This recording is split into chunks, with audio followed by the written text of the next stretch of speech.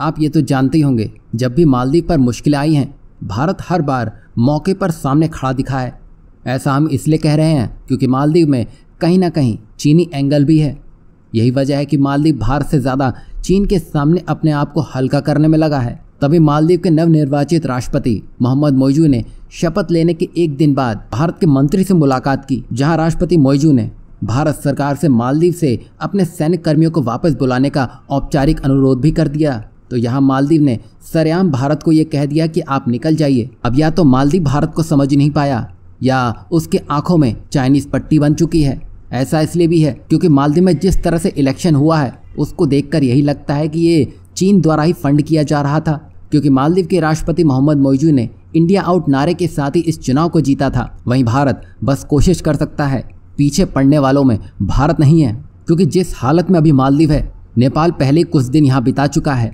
मतलब ये कि चीन नेपाल के साथ भी यही कर चुका है, जिनके परिणामों ने उसके हाथ में ही कटोरा पकड़ा दिया है। क्योंकि चीन दूसरे देशों के साथ आगे बढ़ने में यकीन नहीं करता है, बल्कि वो विस्तार के सहारे दूसरे देशों पर अपना कर्ज जाल बुनकर अपनी पकड़ को मजबूत करता है।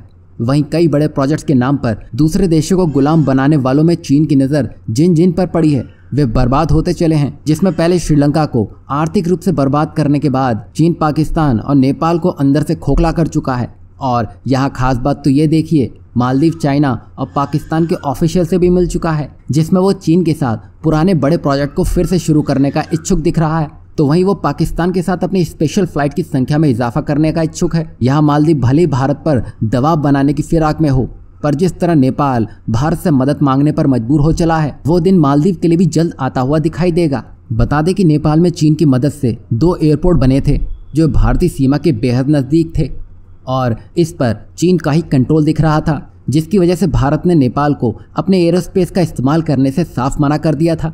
जिसके बाद से नेपाल टेंशन में आ चुका है, क्योंकि अगर उसको भारत परमिशन नहीं देता है तो उसको एक ऐसे रूट को फॉलो करना होगा जिसकी कॉस्ट काफ़ी ज़्यादा होगी, जो नेपाल झेल नहीं पाएगा।